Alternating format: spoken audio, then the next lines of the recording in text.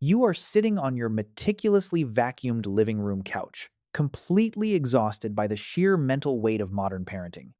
Watching your 6-year-old throw an absolute fit because the battery on their glowing rectangular screen just died. You take a deep breath, you look around the room. You see the soft foam bumpers tightly taped to every single sharp edge of your coffee table. You see the plastic plugs jammed into every electrical outlet. You see the heavy magnetic locks securing the cabinets under the sink. You see a brightly colored plastic helmet sitting by the door, ready to be strapped onto a tiny head for a terrifying journey down the completely flat sidewalk on a tricycle. Your entire existence, your entire domestic ecosystem, is brilliantly engineered for one singular purpose: absolute safety. You are running a maximum security prison disguised as a nurturing environment. Now, strip it all away, every single piece of it, gone. No tablet, no toys, no foam corners, no plastic helmets, no pediatricians, no kindergarten. What do you honestly think that 6-year-old would do without these invisible safety nets? Throw a tantrum? Wait for you to carefully slice the crusts off their sandwich? Cry until an adult swoops in to solve the emotional crisis? Keep imagining. Push past the discomfort. Put a freshly napped, razor-sharp flint dagger directly into the small, dirt-stained hand of that 6-year-old. Surround them with a dense, towering, ancient forest. The air is cold, sharp, unforgiving, real, and they are about to step out into the fading light to actively hunt for their own dinner. Don't blink, because what I am about to tell you is going to completely shatter your perception of human development. That heavily protected, beautifully sanitized concept that we affectionately call childhood is a complete fabrication. That luxurious 18-year grace period where a human being gets to be a sheltered parasite, where they get to be emotionally coddled, where they are actively encouraged to make endless mistakes without facing any fatal consequences. It is a glitch. A spectacularly recent, profoundly abnormal glitch in the vast operating system of human history. If you look at the grand timeline of our species, this modern version of childhood has only existed for a microscopic fraction of a second. It is a luxury product invented barely a little over 100 years ago.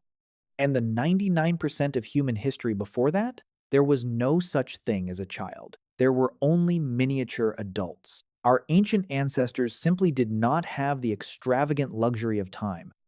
For them, the fundamental rule of daily existence was brutally, unforgivingly simple. You grow up immediately, or you die. Let us dig deep into the frozen dirt and look closely at the fossilized bones to see how this brutal machinery actually operated. When you examine the anthropological records pulled from Paleolithic excavation sites across the globe, they paint a picture that is incredibly hard to stomach for the soft modern mind. The data is utterly merciless. Nearly half of all individuals born into this chaotic world did not live long enough to see their 15th birthday. No vaccines, no antibiotics, no emergency rooms. A simple scratch from a thorn branch was a potential death sentence.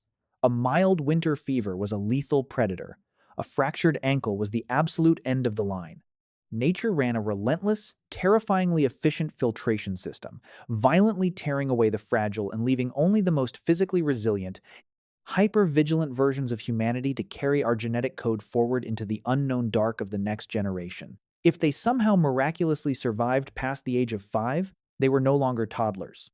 They were automatically drafted into the survival mechanism of the tribe. They were warriors. I know exactly what you are thinking right now. You think I am exaggerating.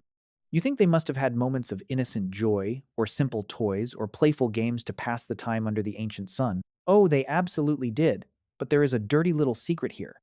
Their toys were designed to draw blood. Hunter-gatherer youth learned how to control raging fires, handle lethal projectile weapons, and stalk small, fast-moving game from the exact moment they possessed the motor skills to walk steadily on 2 feet. Their rapidly developing brains were biologically hardwired by evolution to learn through actual, visceral, physical risk. They did not learn through sterile flashcards, brightly colored wooden blocks, or heavily supervised playdates in padded parks. The risk was incredibly real. The stakes were absolute. And because of that, the learning was permanent. A mistake with a burning coal or a sharpened bone spear taught a lesson that no modern classroom could ever replicate.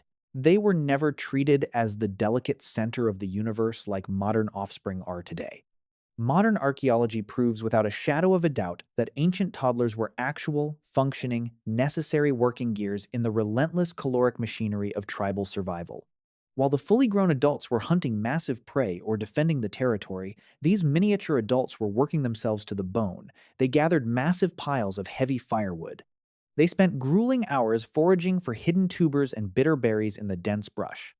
They carried their much younger, completely helpless siblings tightly strapped to their small backs during brutal continent-spanning, multi-week migrations. They shared the crushing, terrifying burden of daily existence right alongside the strongest adults of the tribe. There was no free ride.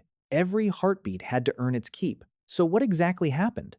What specific, catastrophic event turned those hardened miniature warriors into the fragile, anxious kids who currently have to wear bright orange life jackets in a shallow bathtub?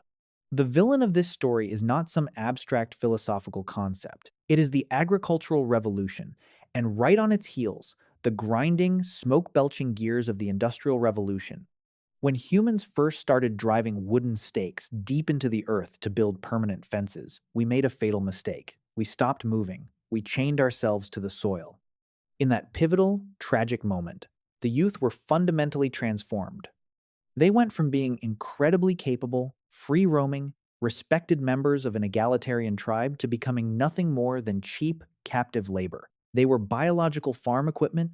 They spent their days breaking their backs under the scorching sun, pulling endless weeds and harvesting crops for landowners. Then, a few centuries later, human greed evolved again.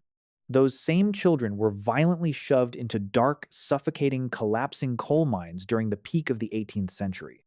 They were chained beneath massive, deafening textile looms because their tiny fingers were perfectly sized to untangle heavy threads while the machines were still violently running.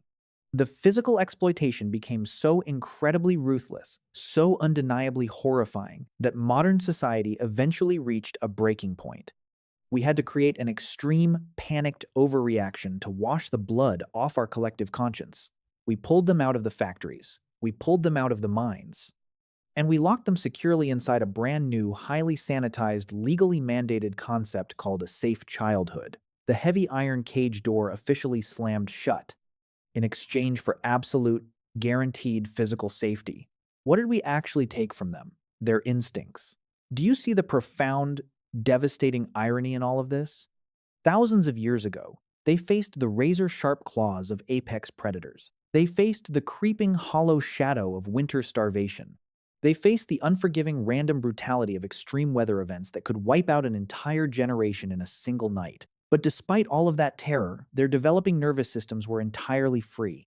They knew exactly how to move through the world. They understood consequence. They possessed absolute autonomy over their physical bodies. And we stripped away every single physical risk from the daily lives of our precious descendants. We wrapped them in bubble wrap. We tracked their every movement with satellites. We sanitized their hands and their minds, only to throw them completely unprepared into a psychological arena that is 100 times more vicious than any ancient jungle. We threw them to the endless, unblinking judgment of social media algorithms. We crushed them under the suffocating weight of standardized academic pressure. We abandoned them to the silent, rapidly spreading epidemics of modern clinical depression and crippling anxiety. Our primitive ancestors rigorously taught their young how to firmly hold a physical blade to aggressively defend themselves against a dangerous, chaotic world. We hid all the blades, we locked the doors, and we are passively letting the world quietly, systematically swallow them whole through the cold, artificial glow of a glass screen.